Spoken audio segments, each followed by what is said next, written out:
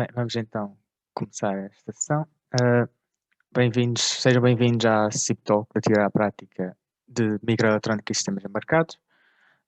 Esta sessão é no modo webinar, o que significa que os participantes, que não sejam os panelistas, não podem ligar a câmara nem o microfone, mas caso queiram colocar uma questão, podem levantar a mão que nós conferimos essas funcionalidades, ou podem escrever no chat ou usar a funcionalidade de Q&A. Nesta sessão, o professor Luís Almeida vai a fazer uma apresentação sobre alguns projetos nesta área, e no final da sua apresentação haverá um período para esclarecimento de dúvidas sobre a apresentação e também sobre um bocadinho sobre a área. Esta sessão está a ser gravada para depois ser posteriormente disponibilizada, pelo que, se não tiverem à vontade da vossa voz ser partilhada, usem as funcionalidades de Q&A e o chat e não peçam para terem as funcionalidades de voz. Como vocês sabem, o curso vai mudar, o plano de estudos. Nós temos no guia uma overview do novo curso e das unidades curriculares que vão existir. E também temos umas sugestões para cada área, que cadeira escolher, mais ou menos. No caso de microeletrónica e sistemas embarcados, seria projeto de circuitos VLSI, sistemas embarcados, sistemas distribuídos, arquiteturas de sistemas heterogéneos. No tronco comum também temos projetos de sistemas digitais, que costumava pertencer à especialização, mas que agora passa para o tronco comum. Passo então a palavra ao professor para fazer a apresentação dele. Olá, Miguel, bom dia. E bom dia a todos que estão a ouvir também e a participar nesta sessão. Foi bom teres mostrado já o plano, porque mostraste já as várias disciplinas que estão envolvidas. Aliás, até mostraste algumas que eu tinha alguma dificuldade, tenho um slide com isso, mas tinha alguma dificuldade em encaixar, e por isso ainda bem que mostraste o plano completo. Bom, então eu, sendo assim, iria começar a minha apresentação e vou partilhar o meu ecrã, não é? Acho que é capaz de ser melhor. Deixa-me aqui iniciar só a apresentação. E deixem-me então aqui partilhar o ecrã.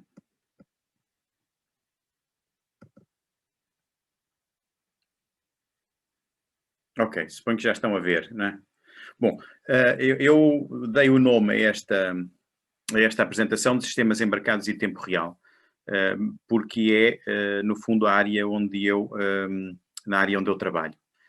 E essencialmente eu trabalho mais relacionado, em aspectos mais relacionados com comunicações de tempo real.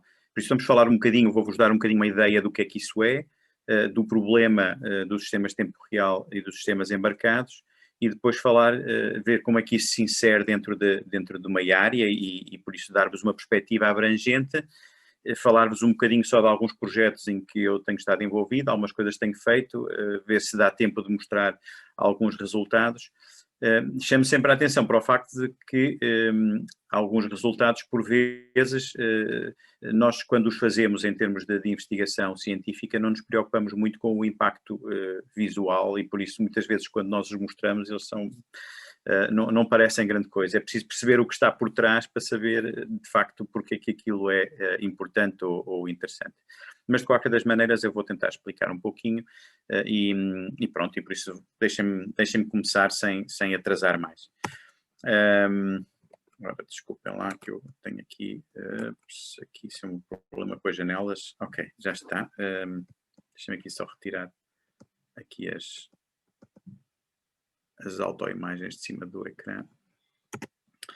Ora, sistemas embarcados e sistemas de tempo real, o que é que isto é? Por isso vamos começar primeiro por exemplos e perceber que de facto são sistemas que estão integrados em sistemas que nós usamos no dia a dia, por isso em aplicações das mais diversas. No fundo, corresponde à utilização de microprocessadores para determinadas aplicações específicas, e que podem ir desde o mais alto nível de coisas mais afastadas de nós, como aplicações espaciais, como até a aviónica, não é? Por isso controle dos aviões, até a robótica industrial, até aspectos relacionados agora cada vez mais com a agricultura inteligente, até aspectos cada vez mais pequenos, como por exemplo os automóveis, e hoje em dia com os automóveis autónomos há aí uma questão fundamental, não é? Por isso precisam de ainda muito mais inteligência, até depois aspectos relacionados com as nossas habitações, onde nós temos cada vez mais dispositivos que são inteligentes, por isso têm microprocessadores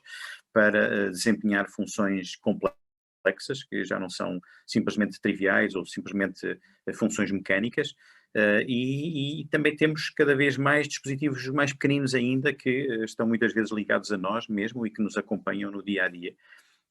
Começa logo pelos smartphones, que hoje em dia se questiona se são ainda sistemas embarcados, porque parecem mais computadores de uso geral, porque podem ser usados para 1001 aplicações.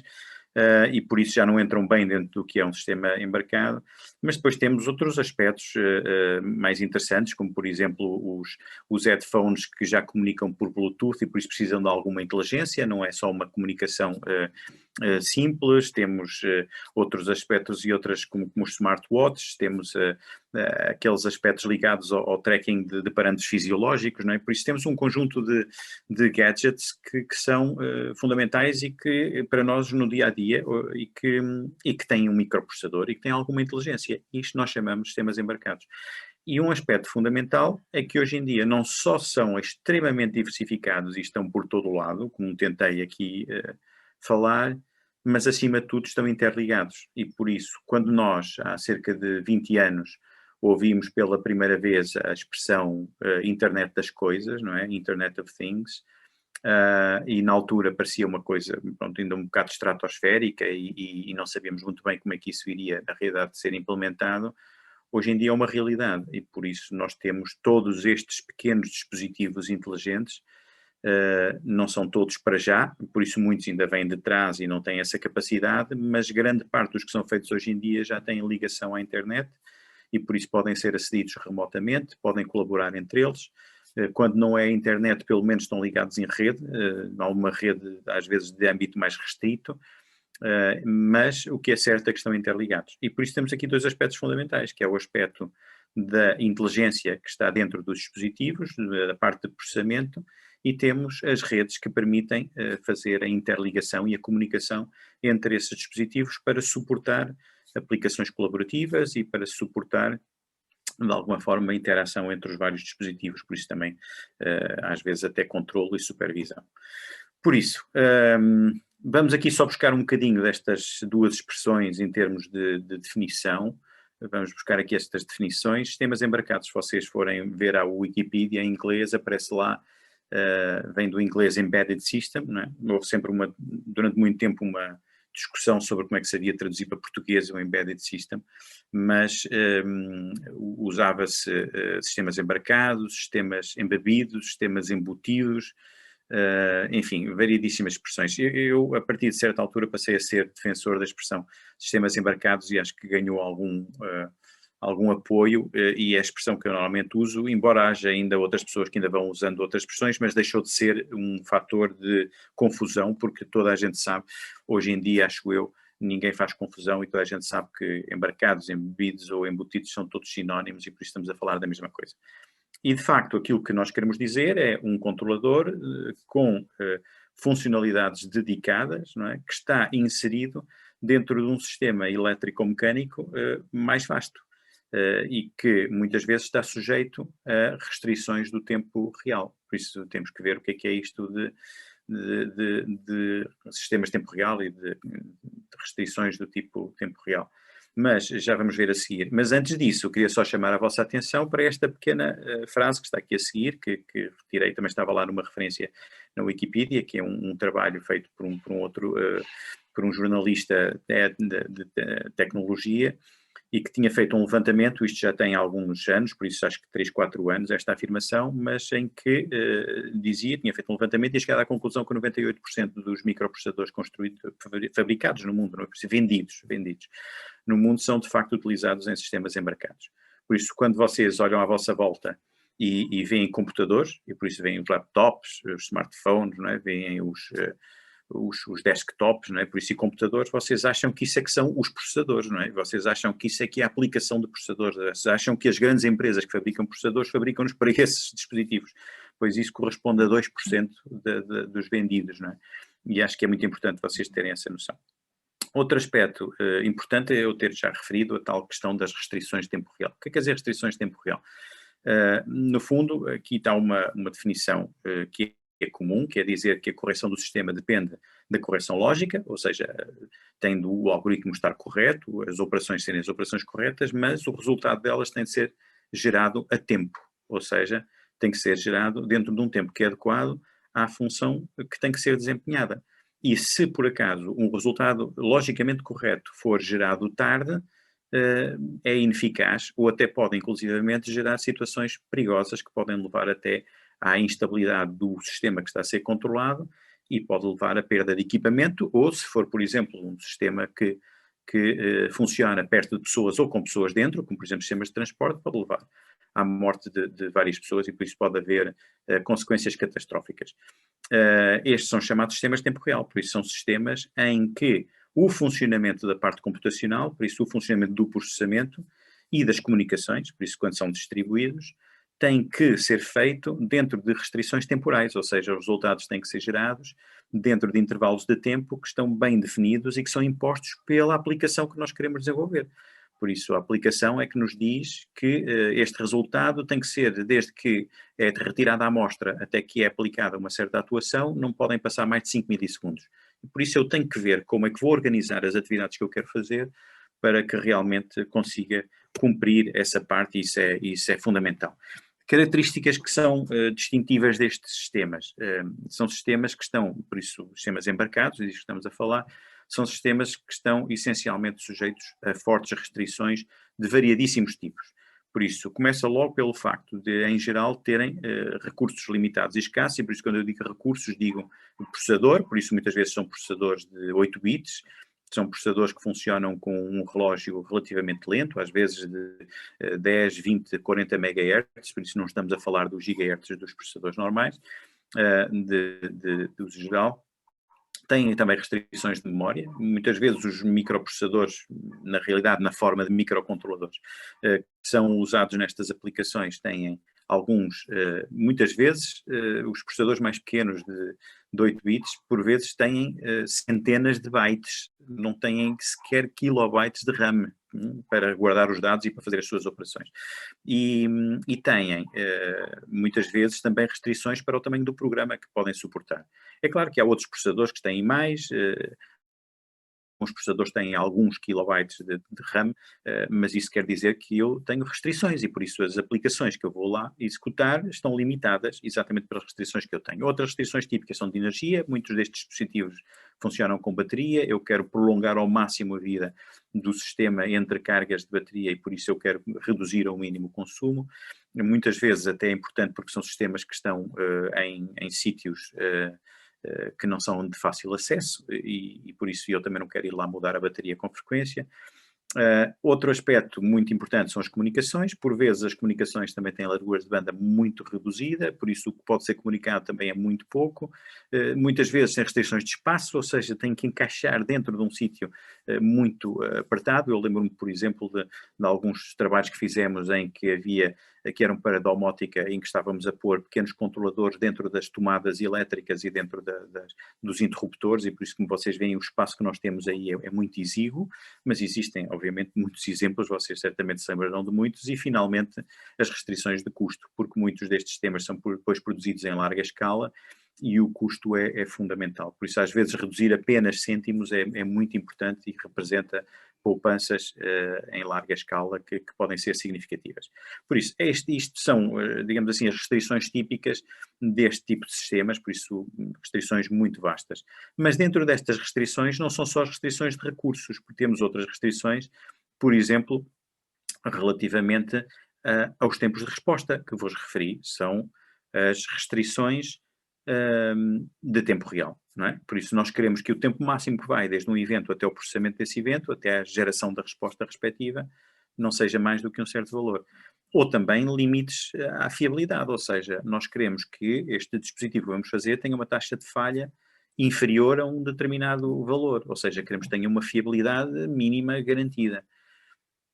Ou então, por exemplo, mesmo em termos de segurança, que seja um dispositivo que mantenha, por exemplo, alguma proteção relativamente aos dados que tem, ou quando permite acesso, ter o acesso garantido, por isso o acesso remotamente ser um acesso verificado.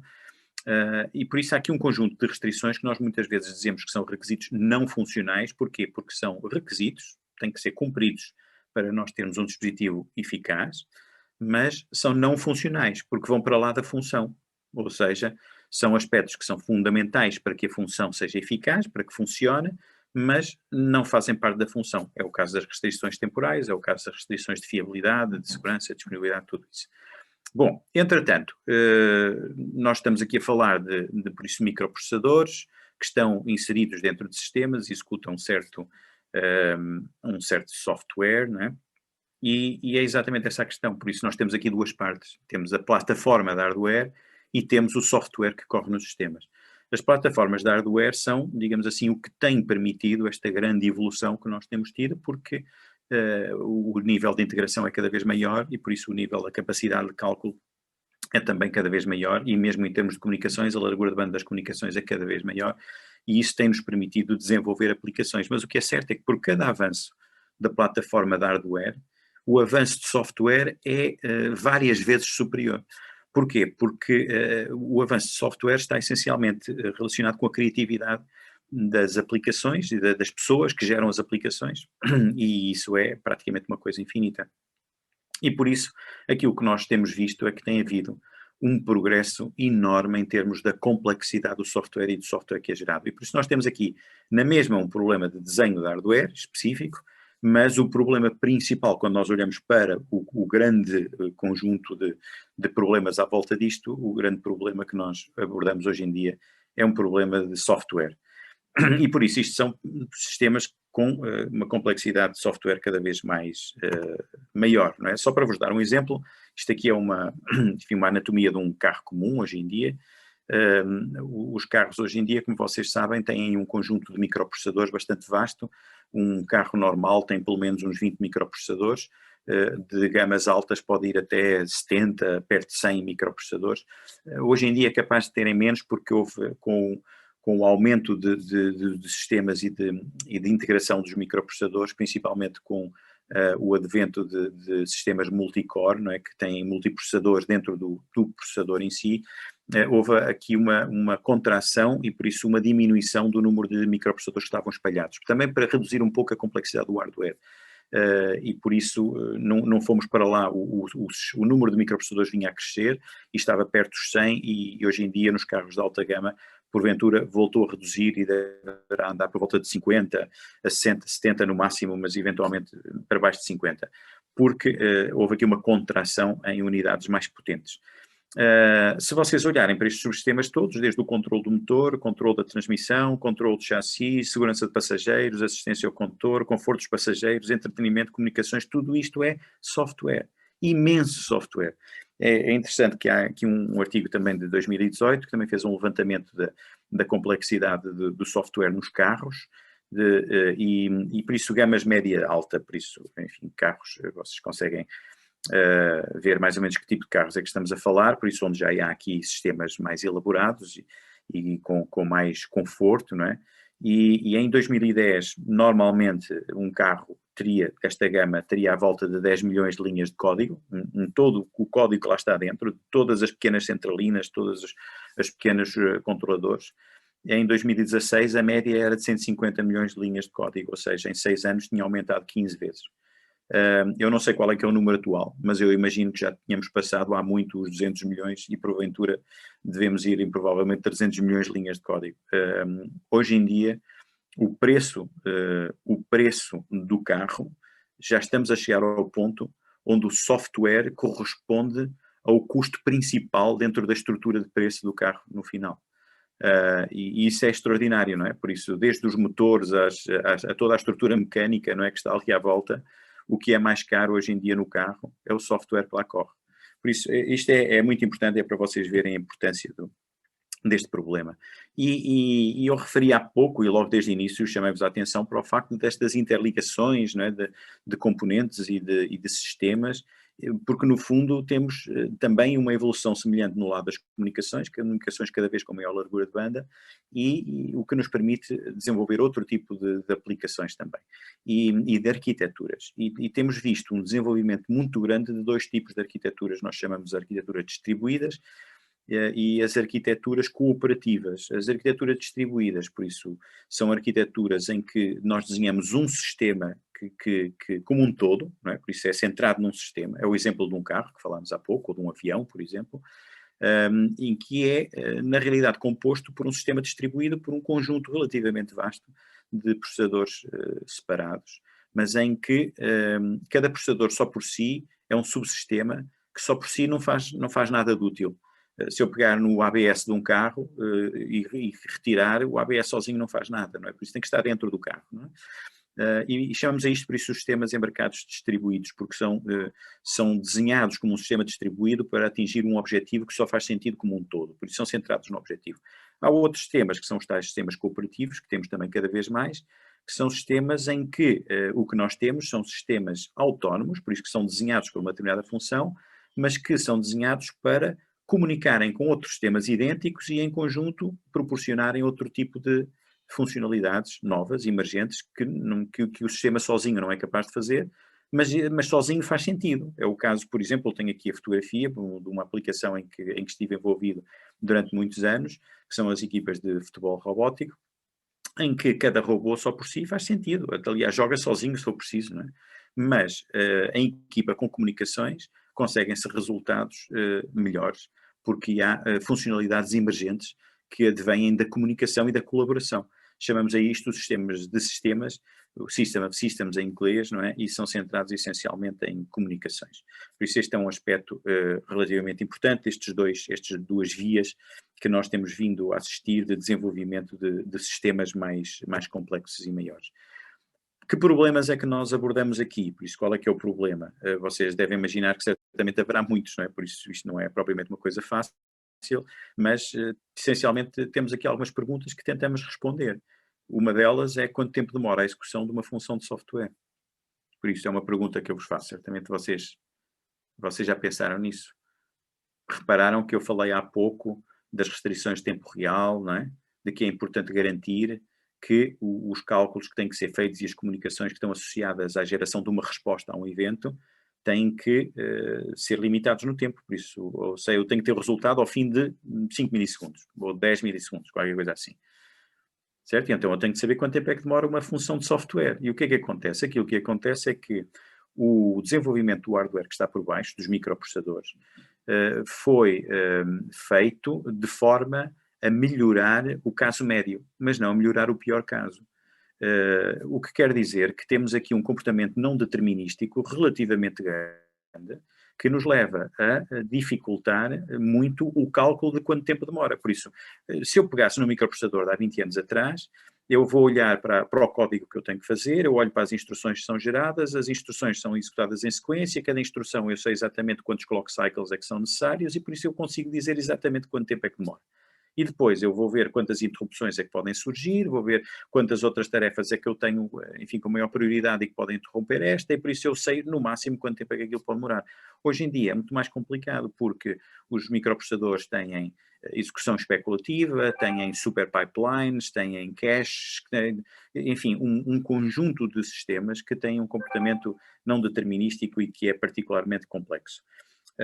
Entretanto, outro aspecto também muito complicado é que as funções em si são estruturalmente complicadas, por isso têm muitos ciclos e condicionais, ou seja, o caminho de execução, desde que o programa começa até que acaba, tem um conjunto de possibilidades muito diversificadas e cada possibilidade tem um tempo total de execução diferente.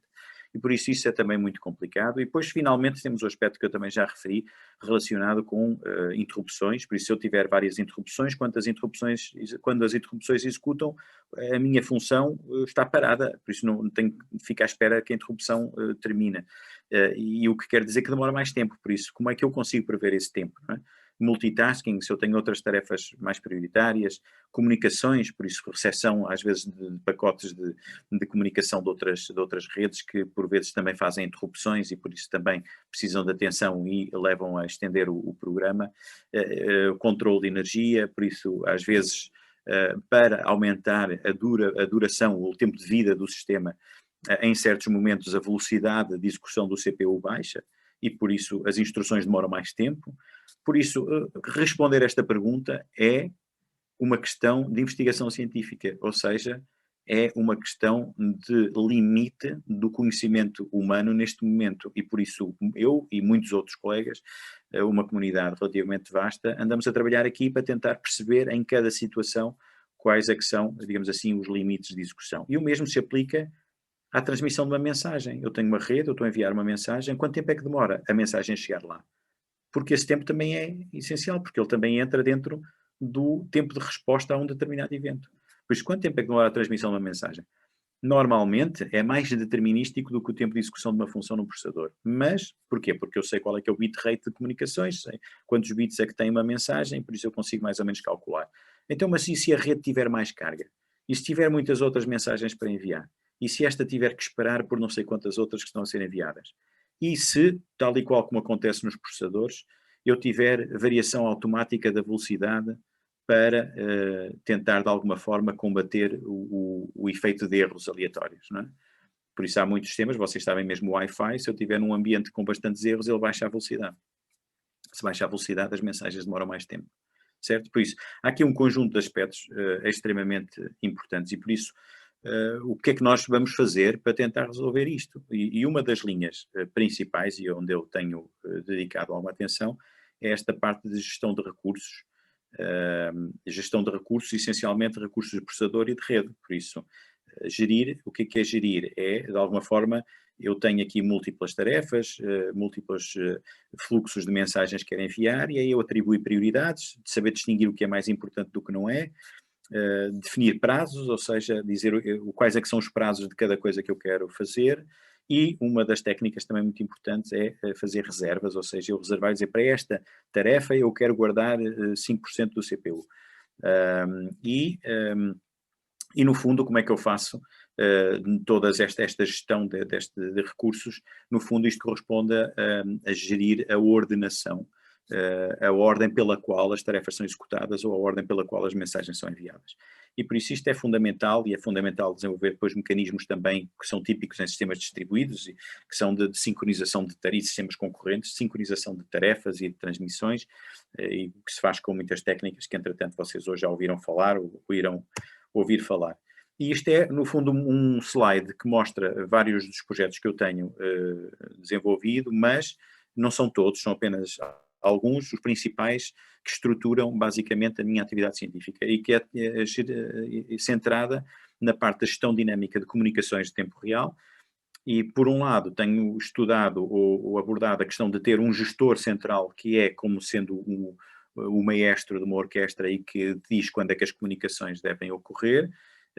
Isso levou ao desenvolvimento de uma coisa chamada o paradigma Flexible Time Trigger, de que à volta disto houve não sei quantas teses de doutoramento que entretanto já foram desenvolvidas e não sei quantas, muitas delas fora, por isso noutros sem ser no meu grupo, porque entretanto desenvolveram-se não sei quantas colaborações e por isso houve desenvolvimentos em torno deste paradigma feitos em muitos sítios espalhados pelo mundo. E entretanto, outro aspecto que também tenho desenvolvido é um gestor distribuído, em que neste caso os vários nodos colaboram entre eles para saber quando é que hão de comunicar.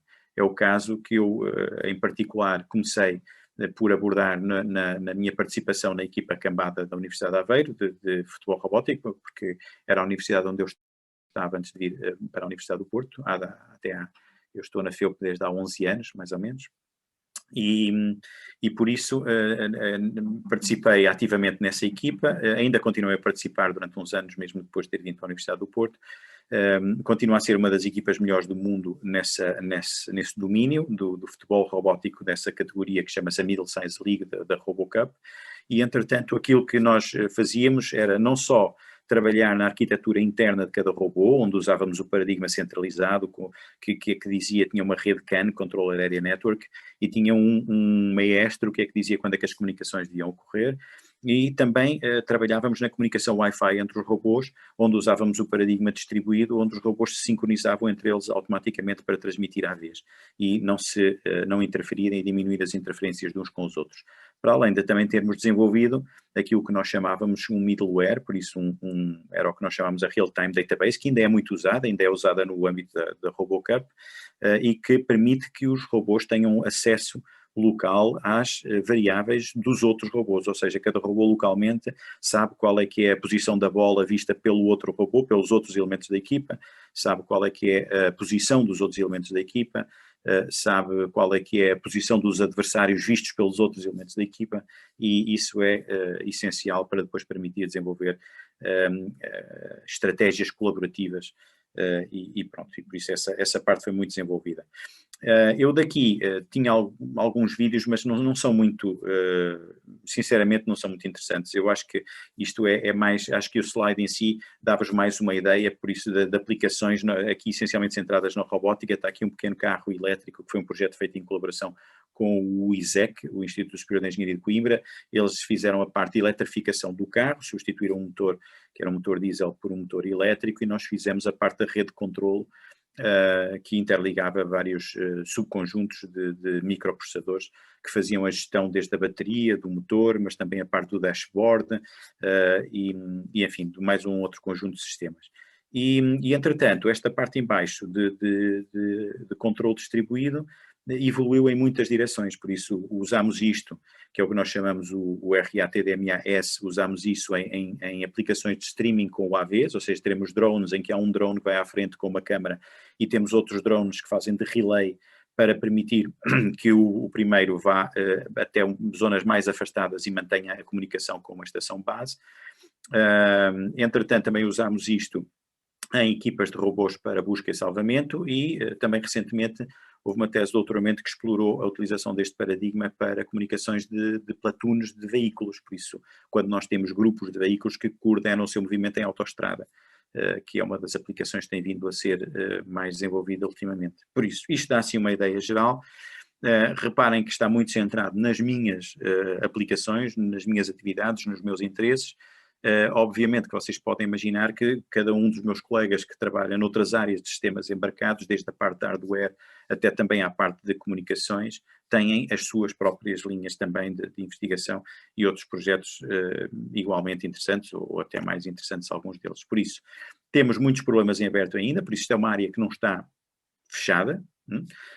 Aliás, acho que cada vez temos mais problemas porque cada vez há mais aplicação e por isso um dos aspectos é como analisar estes sistemas embarcados distribuídos, por isso como é que eu consigo à partida saber que tempo é que vai demorar uma determinada funcionalidade que é distribuída, por isso que tem a execução num processador, comunicações, processador, e por isso aqui com várias comunicações complexas, como projetar um sistema de forma eficiente, ou seja, como é que eu vou ser capaz, eu tenho aqui um conjunto de requisitos, de coisas que eu quero fazer, como é que eu vou ser capaz de reduzir tudo ao mínimo para caber no mínimo número de microprocessadores e usar o mínimo número de redes diferentes, e por isso, ou seja, como é que eu uso o mínimo de recursos para cumprir as minhas especificações.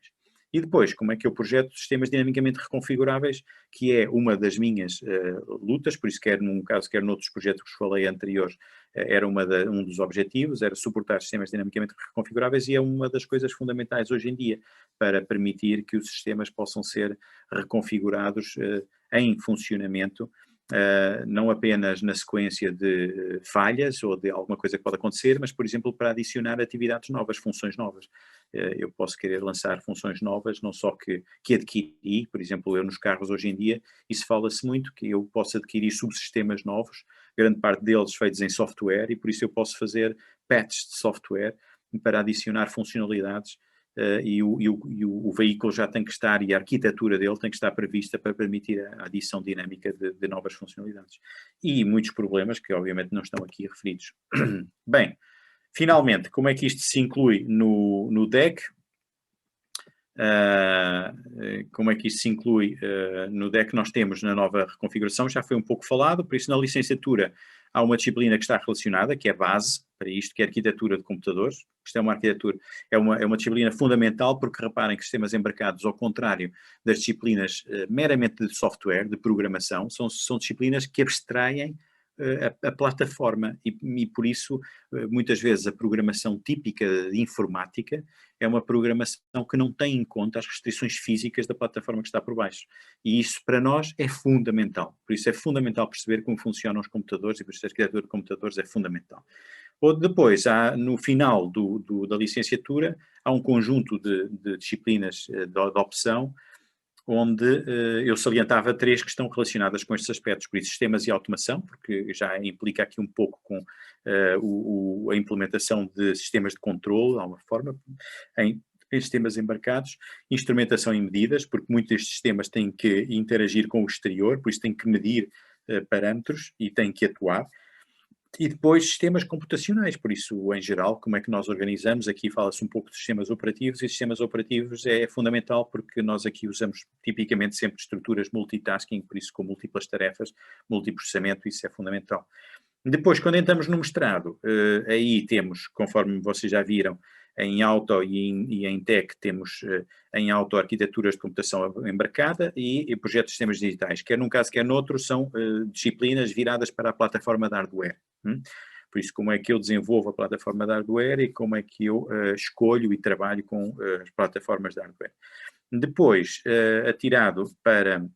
Há aqui uma disciplina que eu não referi, mas que o Miguel referiu no início muito bem, no segundo semestre do primeiro ano, em TEC, que é Projeto de Sistemas VLSI, que está relacionado com o desenho dos processadores e de sistemas diretamente no hardware. E depois, finalmente, no segundo ano, no primeiro semestre, temos muitas opções. Há 2 que são partilhadas entre Auto e Tech, que é sistemas embarcados e sistemas distribuídos. Estas 2 em particular estão também aqui envolvidas neste tipo de temáticas. E também temos sistemas confiáveis, que acho que não está em tech, mas eventualmente também é possível escolher, porque há sempre a possibilidade de escolher uma opção livre, e esses sistemas confiáveis é uma disciplina que olha para sistemas embarcados mais numa perspectiva da fiabilidade, e por isso daquilo que nós chamamos de uma tradução livre do inglês, da dependabilidade, não é bem em inglês, dependability. E pronto, eu com isto termino a minha apresentação e acho que é a altura de responder aqui algumas questões. Pode ser que ainda haja possibilidade, se ainda tiverem algum bocadinho, de mostrar alguma coisa mais, mas no fundo... mas estou à vossa disposição, por isso, para aquilo que vocês acharem por bem agora perguntar, ou alguma dúvida que tenham, eu terei muito gosto em responder. Muito obrigado, professor. Vamos então passar à fase de perguntas. Podem escrever no chat, usar a funcionalidade de Q&A ou levantar a mão para poderem falar. Há uma pergunta que eu vi no chat, mas que já está respondida, não é? E eu acho que respondi no meio, por isso, em auto, continua, obviamente, a haver algumas... A parte microeletrónica é verdade que foi um bocadinho reduzida. Por exemplo, a parte de projetos de sistemas VLSI, nós, no plano atual, por isso neste plano que termina agora, a especialização de sistemas embarcados em microeletrónica era para auto e tech, e por isso os alunos de auto também tinham... as disciplinas de VLSI e de projetos de sistemas digitais, não é?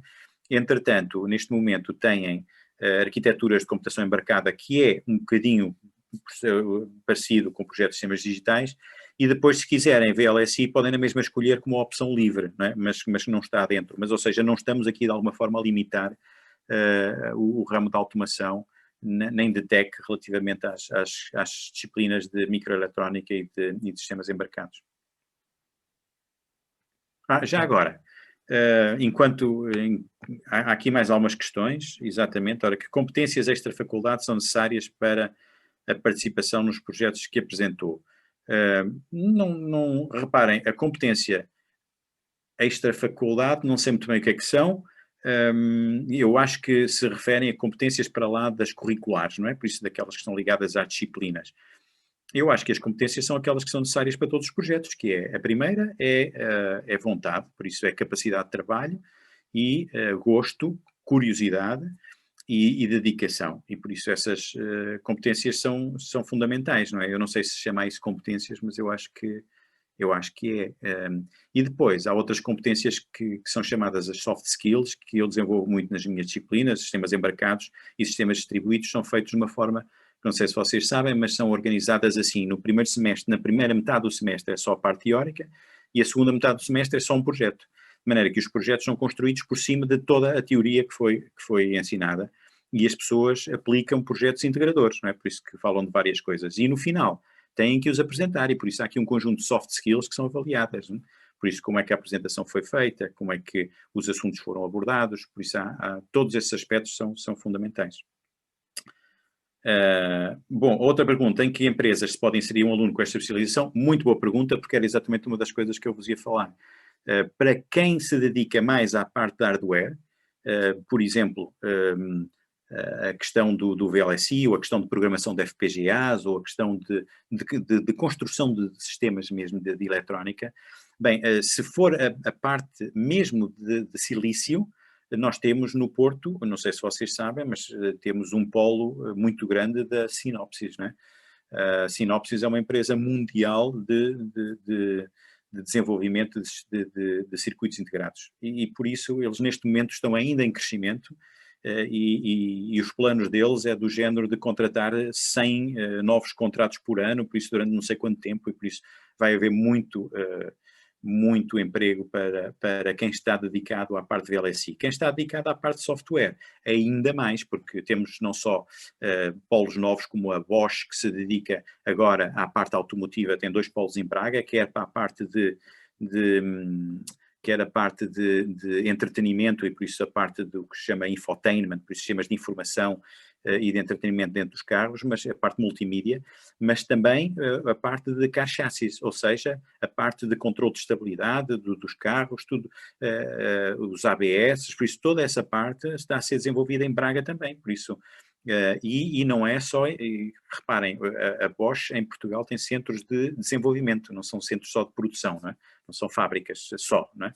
Por isso, e estão também em expansão, por isso mais outro aspecto de sistemas embarcados de grandes empregadores. A Continental, uma fábrica, a melhor fábrica do mundo da Continental de produção de pneus, é uma fábrica que está ali acho eu na Trofa, suponho eu, ou algures aqui perto, com quem também temos algumas colaborações, e eles também a Continental está a montar aqui no Porto também um centro de desenvolvimento.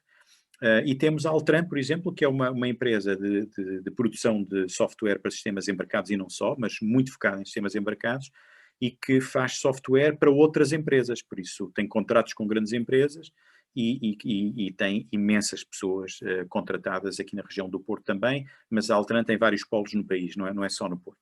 E lembro-me, por exemplo, da Critical Software também, outro exemplo. Agora, não queria só falar-vos disso, não é? Desculpem-me eu estender-me aqui um bocadinho, porque eu acho que esta pergunta é muito importante.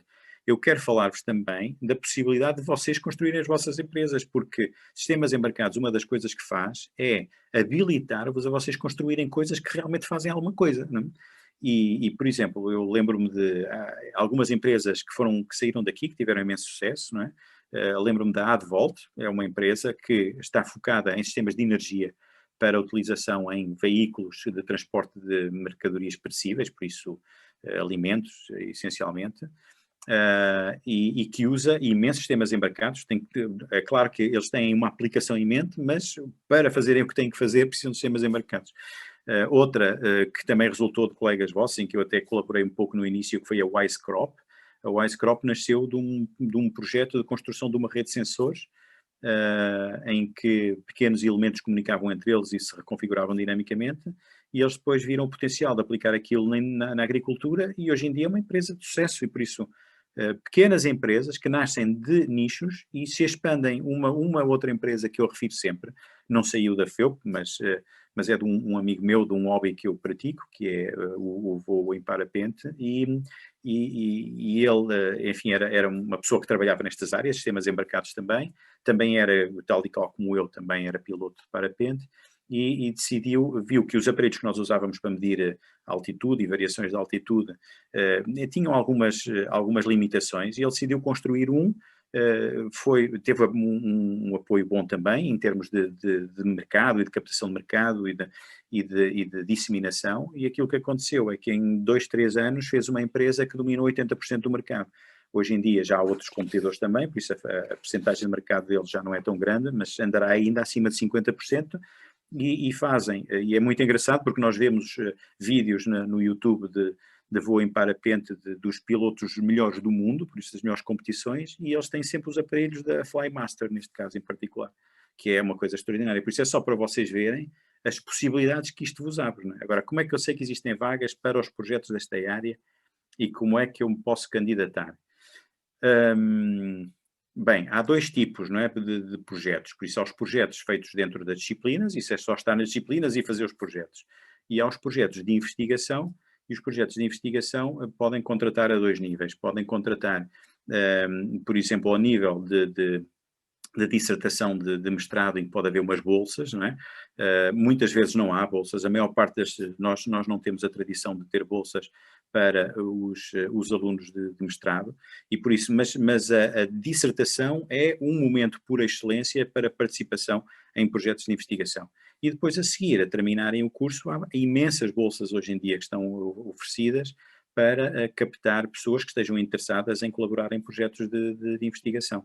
Se vocês quiserem colaborar logo em termos digamos assim, antes de terminar o curso e antes da dissertação, é uma questão de vocês falarem com os professores, perguntarem se há alguma coisa que possam ir fazendo, e eu sei que há imensos professores que estão disponíveis dentro dos meus colegas, para incluir, como é que se diz, colaborações informais dentro do âmbito de projetos de investigação. Por isso é uma questão que vocês devem abordar diretamente com os professores, se gostarem, se souberem de alguma coisa, notícias que vocês vão ouvindo, vocês vão falando com os professores, aliás, até pelas próprias matérias nas aulas, as matérias que gostarem mais, podem ir falar com os professores a seguir e perguntar o que é que eles têm e não têm, e por isso há sempre essa possibilidade. Mas onde, por excelência, se participa em projetos de investigação é nas dissertações. Bom, depois diz aqui, os projetos que foram referidos são normalmente integrados por alunos de que anos? Ora, exatamente, foi um pouco aquilo que eu acabei de dizer. Aquilo que é mais comum são dissertações de mestrado. É o que é mais comum. E eu vou ser muito sincero, eu, no meu caso particular, não tenho um historial de ter a trabalhar nos meus projetos de investigação alunos de anos anteriores. Não tenho nada contra, não tem sido, não tem sido possível, e eu também confesso que não tenho promovido mais por limitações minhas de conseguir coordenar as várias coisas todas, e por vezes para integrar as pessoas novas nos projetos é preciso de gastar algum tempo e nem sempre é fácil. Mas eu sei que há muitos outros colegas meus que têm que essa prática, e por isso eu acho que vocês devem ativamente procurar, e por isso, como vos disse antes, vocês falem com os professores que vocês gostam, não só como a maneira como eles expõem as coisas, mas também dos temas que eles abordam, e falem com eles e perguntem que projetos é que há e que possibilidades é que há de participar, mesmo antes da dissertação.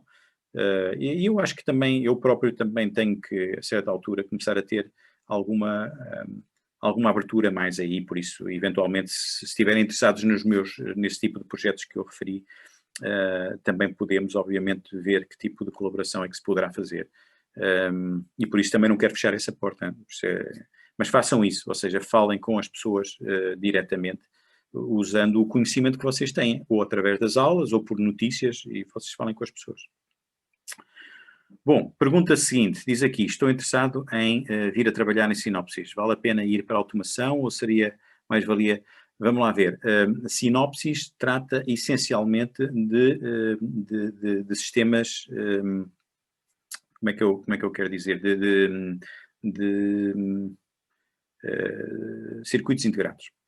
E por isso, estamos aqui a falar de projetos de VLSI, sistemas digitais, ou seja, o ramo de tech tem um foco maior nessa área.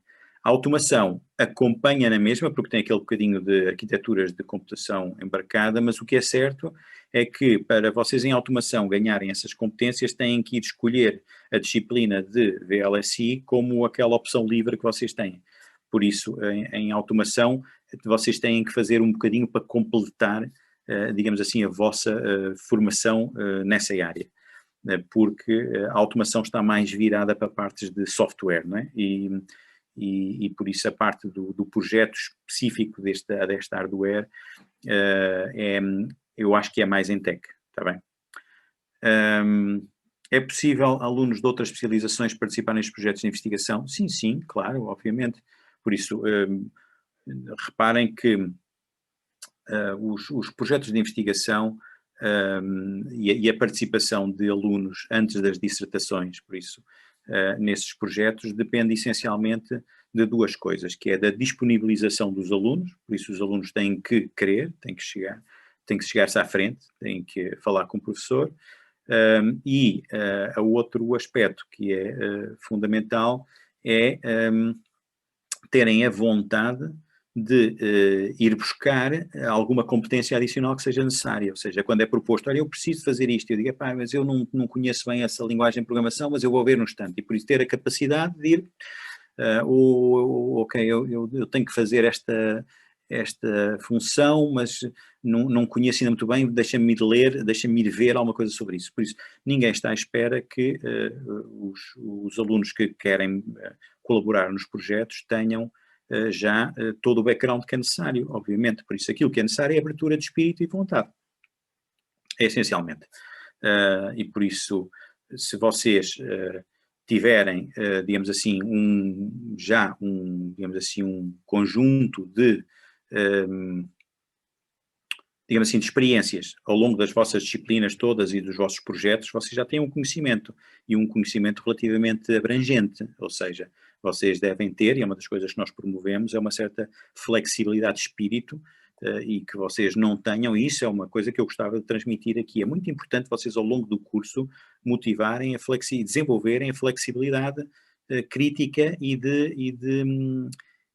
em termos de matérias, de temas, ou seja, não se prendam, não sejam muito redutores em termos daquilo que querem fazer e aproveitem sempre todas as oportunidades para aprender, certo? Porque isso nunca sabem quando é que isso vai ser útil mais tarde, e eu acho que é sempre muito, muito importante.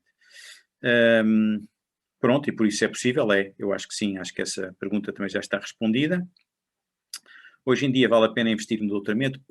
Isso é que é uma pergunta muito complicada. Vamos lá ver uma coisa. Um doutoramento é um grau é um grau que está associado a um nível de ensino, não é? E é digamos assim, o último nível de ensino dentro da cadeia de ensino, que vai desde o ensino mais básico até o ensino mais especializado. Reparem que o doutoramento tem como característica especial ser um ensino muito especializado. É o mais especializado que temos, não é? Porquê? Porque vamos olhar para o conhecimento que há, e dentro do conhecimento que existe há ali uma questão que ainda não foi respondida e que eu, num doutoramento, vou responder. E por isso, em termos do estado da arte, ou seja, do limite do conhecimento, naquele bocadinho andou-se um bocadinho para a frente. Não quer dizer que a pessoa saiba muito de coisas ao lado, não é? Às vezes coisas ao lado a pessoa pode nem saber nada, por isso aqui é preciso perceber que o doutoramento é um treino, um ensino para a pessoa perceber, desenvolver o seu espírito crítico do ponto de vista científico, ser capaz de olhar para a fronteira do conhecimento, por isso de saber onde é que eu vou ler para saber o que é que se sabe, não é? Para saber, nesta questão, nesta matéria, o que é o mais avançado que existe, onde é que isso está, não é? E por isso saber distinguir exatamente o que é a fronteira do conhecimento e saber fazer aquilo que nós, ou colocar aquilo que nós chamamos as perguntas de investigação, ou seja, perguntas que são relevantes quanto à fronteira do conhecimento, ou seja, ora, para fazer isto, existe esta abordagem, aquela, olha, mas esta não foi experimentada. O que é que acontece se eu usar esta abordagem em vez daquelas outras duas para resolver este mesmo problema. Isto já foi feito? Não, não foi feito. Aí está uma pergunta de investigação, certo? Agora, se vale a pena fazer o doutoramento, isto é para explicar o que é o doutoramento. Se vale a pena fazer o doutoramento, temos que ir aqui falar de outros aspectos, que é se há oportunidades, e obviamente que há, e eu acho que há cada vez mais, porque nós como, enfim, Portugal, eu tenho que vos dizer uma coisa também que é muito importante. Na geração antes da minha, Portugal estava muito fechado em termos científicos. Por isso, éramos, e é preciso dizê-lo, um país cientificamente atrasado. Atrasado. Não fazíamos parte das grandes redes de investigação, tínhamos pouquíssimas colaborações com investigações, com instituições reconhecidamente a trabalhar na fronteira do conhecimento, e por isso éramos um país atrasado, fechado, isolado e atrasado. E por isso, aquilo que aconteceu nos últimos 30 anos foi uma abertura completa do sistema científico nacional ao mundo, e aquilo que aconteceu é que, tendo sido dadas as oportunidades às pessoas, e por isso eu faço parte da primeira geração onde se abriu o mundo, não é? Onde se abriu o sistema científico nacional ao mundo.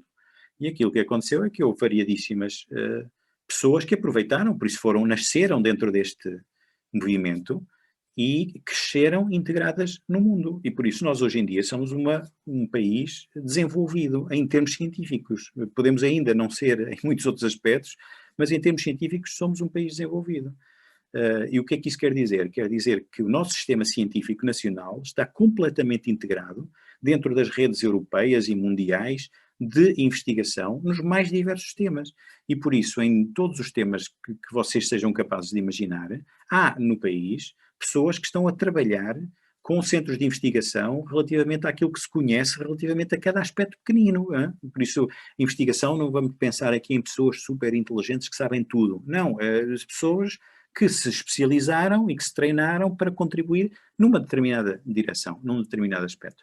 E isso quer dizer o quê? Quer dizer que nós temos hoje em dia, cada vez mais, perspectivas de investigação, de inovação, de crescimento, e por isso temos cada vez mais oportunidades para doutoramento. E isso é só para dizer que oportunidades vai haver cada vez mais, felizmente, porque somos um país baseado em inovação. E a grande inovação, onde se fazem realmente aquelas inovações que fazem a diferença, não é eu pegar em alguma coisa que o Manuel da esquina faz e eu fazer para dizer que eu também sou capaz.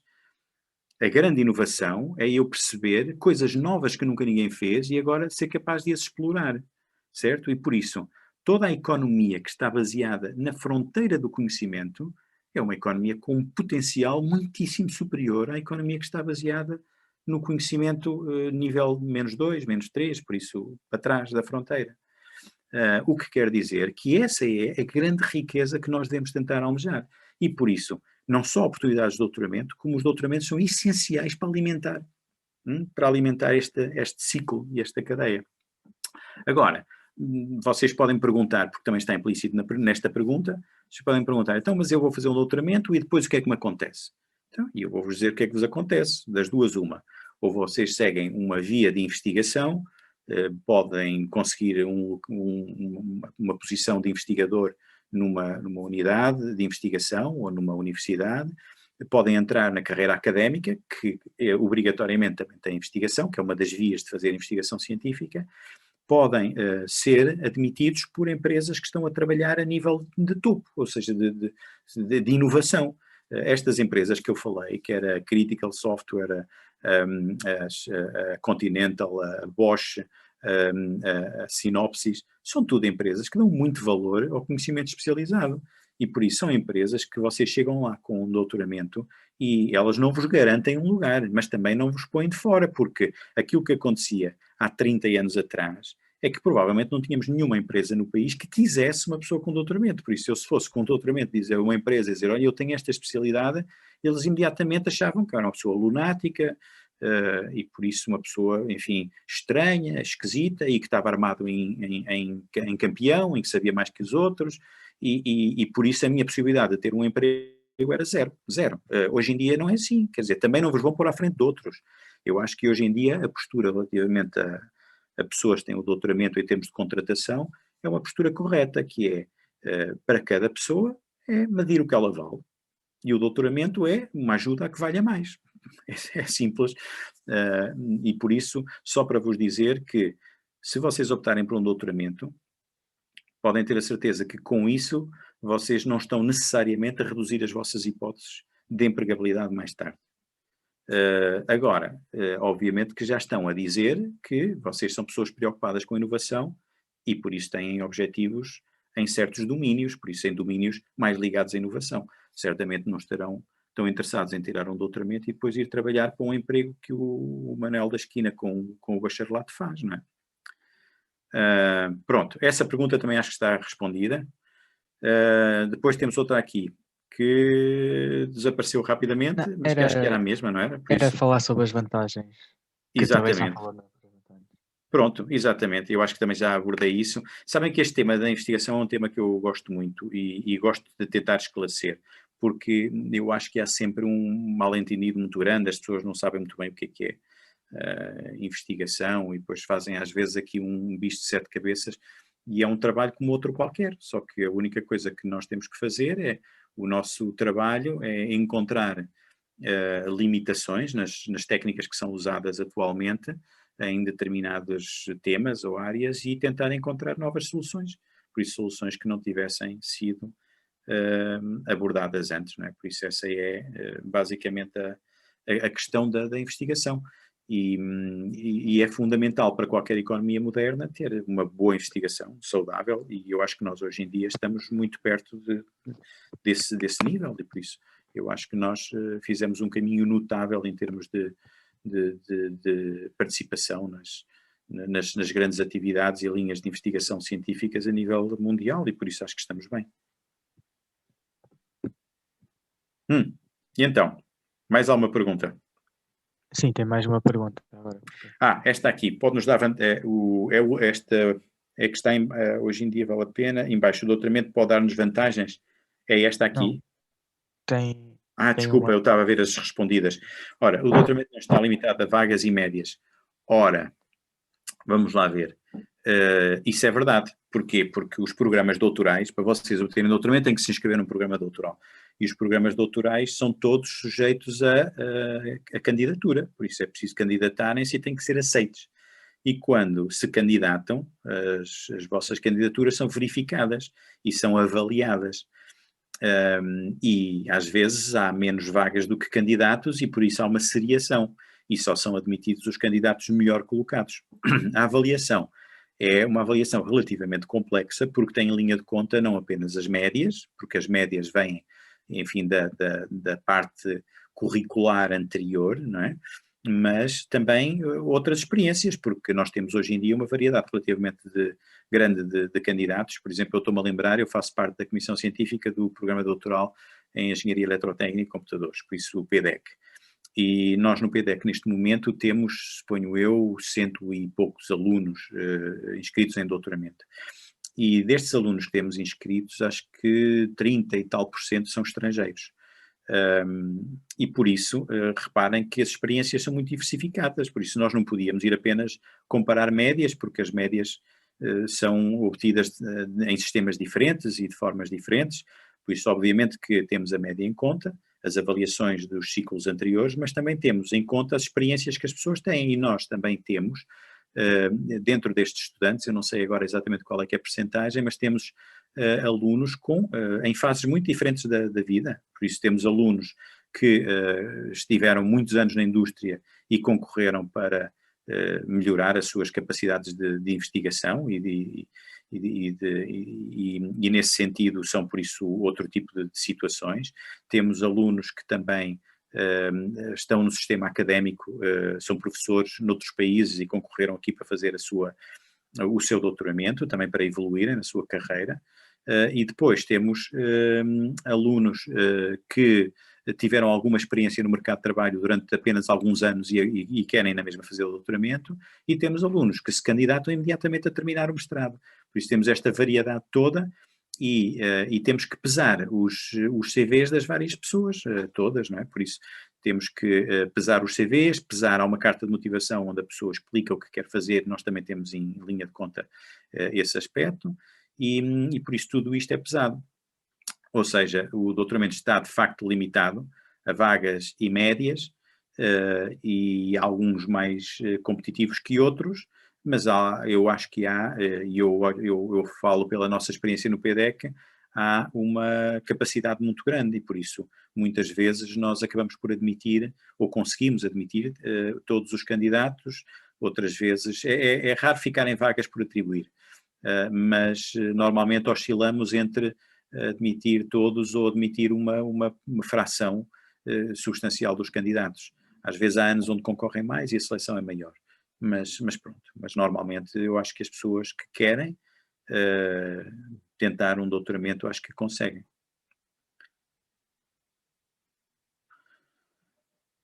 Entretanto, já agora, só para terminar ainda nesta questão, também vos posso dizer quais é que são os requisitos, ou seja, para fazer um doutoramento, o que é que eu acho que é o perfil adequado. Eu acho que é errado nós pensarmos, aí vamos todos fazer e tal, isto é bom para toda a gente. Não, de facto há pessoas que não têm um perfil adequado e às vezes é errado. Às vezes é errado tentarmos fazer alguma coisa contra a nossa natura. Eu às vezes acho que não, porque é sempre bom nós forçarmos a coisas novas, não é? E nesse aspecto é bom, não é? São desafios e por isso é bom. Mas por vezes custa muito quando é uma coisa que não é natural em nós. Um dos aspectos que é muito importante num programa doutoral, para fazer um doutoramento, é a capacidade de comunicação. É uma soft skill extraordinária. Capacidade de comunicação escrita e oral, as duas. E isso é muito importante. É claro que garanto-vos que é uma das coisas que se desenvolve muito, por isso as pessoas não têm que ser perfeitas a escrever e a falar e a apresentar os trabalhos logo de início. Por isso é uma das coisas que se desenvolve muito. Mas é relativamente importante, é preciso ter gosto por isso, não é? Outro aspecto muito importante é preciso ter gosto em usar espírito crítico. Por isso, nós olharmos para as questões e estamos sempre a questionar. Isto está correto? Isto está certo? Quando eu faço esta afirmação, ela está justificada? Certo? E isto também é uma coisa que vem connosco, mas que também pode ser desenvolvido, mais uma vez, e que também nós desenvolvemos num programa doutoral. O espírito crítico é fundamental, fundamental em atividade científica. E por vezes não é suficiente. Há pessoas que não têm um espírito crítico bem desenvolvido e sofrem mais. E sofrem mais. Isso é mais penoso. Mas por isso, o desafio de fazer um doutoramento pode ser maior ou menor consoante algumas características que as pessoas já têm, não é? Outro aspecto também fundamental é qual é que é a base científica que a pessoa já tem. Por exemplo, se a pessoa tem um conhecimento teórico relativamente bom para apoiar os desenvolvimentos práticos que depois vai fazer, isso dá logo uma ajuda enormíssima, porque consegue, de alguma forma, justificar as atividades que faz de uma forma muito mais robusta e como é que se diz? E convincente, não é? E convincente. E por isso isso é um aspecto também fundamental. Quando o nosso background científico para trás, quando nós não ligamos muito às disciplinas de base, não sabemos muito bem todas aquelas coisas das matemáticas e tal, e depois mesmo as coisas específicas da nossa área, e fizemos um percurso ali um bocadinho sem ligar muito a essas coisas, obviamente que vamos sofrer mais. Porquê? Porque vamos ter que demonstrar aquilo que queremos fazer, não é? E que vamos fazer, e se não tivermos as ferramentas adequadas vai ser muita dificuldade, porque vai ser preciso adquiri-las, não é? E é por isso que eu estava aqui a chamar a atenção que, embora eu acho que é um bom desafio para toda a gente, não acho às vezes que seja exatamente para toda a gente. Acho que vocês devem pensar se realmente vocês acham que têm esse espírito crítico, esse background, essa capacidade em termos das matérias que tiveram que aprender antes, e posto isto, é um desafio. E aí, se vocês acharem que sim, vamos para a frente, é um desafio. Mas também não sejam demasiado maus convosco, não se ponham a dizer, não, eu não sou bom para isso, não. Aliás, podem até pedir opinião, que é o que eu acho que é melhor. Vocês falam com pessoas, quer com alunos atuais, quer com ex-alunos, quer com professores, antes de decidirem o que querem fazer. E eu acho que isso é fundamental. Está bem? Exatamente. Se deveria ser desenvolvido ao longo do curso, meus amigos, claro. Obviamente. Então, mas isso é fundamental. E eu acho que é. Por isso, quando me fazem essa pergunta, parece que vocês estão a dizer que o espírito crítico não é fomentado. Não, tem que ser. Agora, obviamente que há situações que desenvolvem mais do que outras, não é? Há algumas onde as coisas são dadas como factos consumados e não vos é dada a oportunidade de questionar. Eu acho que deve haver muito poucos casos desses. Eu acho que haverá muitos casos onde vos é dada a oportunidade de questionar. Agora, também é preciso ter algum cuidado com questionar. Eu lembro-me, eu sempre gostei muito que me questionem e que os meus alunos me questionem nas minhas aulas. Mas a certa altura, quando também o questionar começa a ser demasiado extensivo, isso também tem consequências no progresso das aulas, não é? Mas não pode ser entendido como tentar, digamos assim, cortar ou atenuar a crítica. Não, o contrário. É bom que isso haja, só que a certa altura também há momentos próprios para isso, e nas aulas o tempo é sempre muito limitado. E por isso vocês às vezes podem ficar com a sensação que há disciplinas que não promovem espírito crítico. Não, mas eu acho que não. Acho que em geral, os meus colegas em geral, acho que todos deverão promover esse espírito crítico. Eu pelo menos promovo e acho que é fundamental. Muito importante mesmo, está bem? Aliás, nas disciplinas que eu vos disse que ensino daquela forma diferente, sistemas embarcados e sistemas distribuídos, em que na primeira metade temos a parte teórica e na segunda metade temos um projeto. O projeto é espírito crítico de cima a baixo, por isso, senão depois vocês não vão conseguir justificar as opções que fizeram e vão fazer asneiras porque não questionaram, não é? Por isso é fundamental.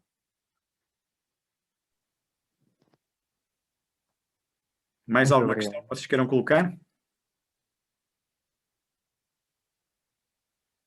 Olha, eu gostei muito desta conversa, achei que foi muito dinâmica, e acho que vocês tocaram em pontos fundamentais e são sempre dúvidas. Aliás, deixem-me já agora só dizer, isto é um à parte, mas eu achei muito engraçado e pensei nesta sessão quando vi isso. Houve uma notícia que saiu nestas newsletters da Universidade do Porto e da FEUP, mas era uma da Universidade do Porto porque era relativa a um colega nosso da Faculdade de Ciências.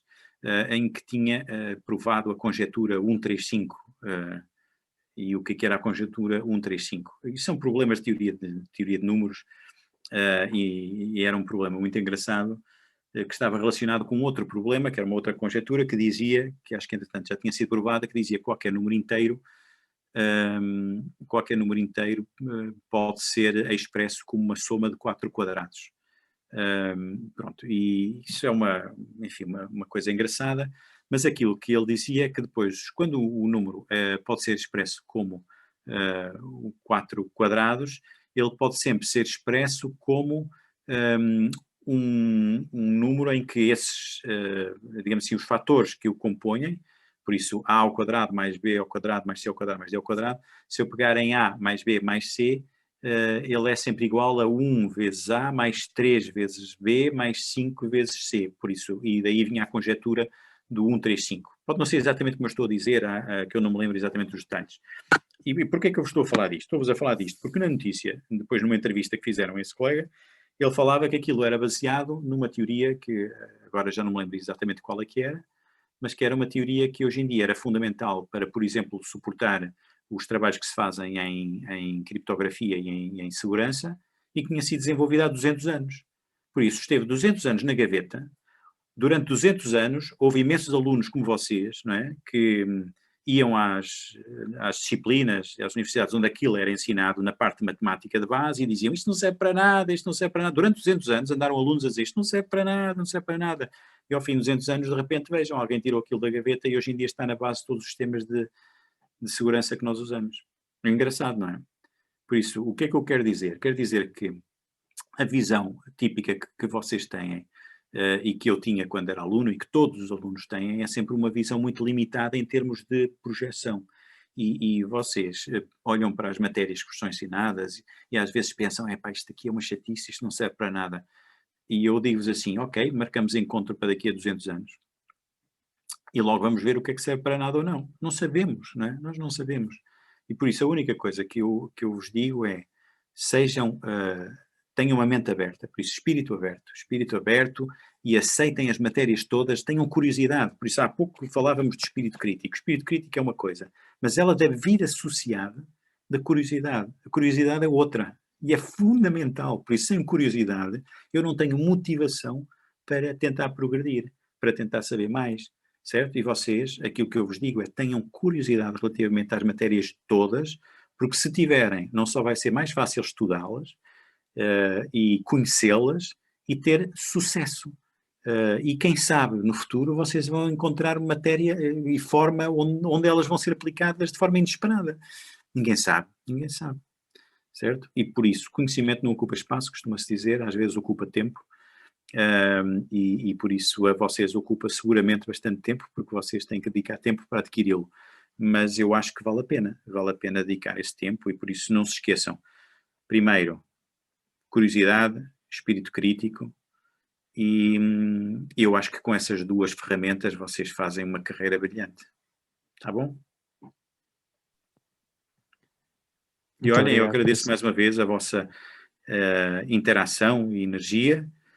Espero que tenham gostado da apresentação e que vos tenha esclarecido um pouco sobre o trabalho que se faz nestas áreas. E pronto. Mais alguma questão? Não havendo mais nenhuma questão, muito obrigado, professora, por participar, ter feito esta apresentação e Pronto. este extra que foi, de certo, muitos precisamos. E obrigado a todos por terem assistido à palestra. Vamos então só fazer uma pequena sondagem antes de saírem. Pronto. E respondam à vontade que eu não sei quem é que está a responder. Exato. Mas eu sinceramente espero que tenham gostado. Obviamente sempre com limitações, porque nós quando explicamos estas coisas temos sempre as nossas limitações. Mas espero que tenham gostado e desejo as melhores felicidades para o vosso trajeto. Pronto, eu agora queria agradecer ao professor por ter cá vindo, ao Miguel por estar aqui a apresentar e a moderar a conversa, e queria dirigir-me agora um pouco para os participantes a dizer que a Semana de Tech terminou hoje, para a semana temos a Semana de Energia, mas vamos ter uma sessão mais prática com a parceria do Inesc Tech na semana de encerramento, portanto estejam atentos. Daqui a pouco abrem as inscrições e vamos ter mais pormenores no nosso site. Pronto, era isso. Obrigada, professor, mais uma vez.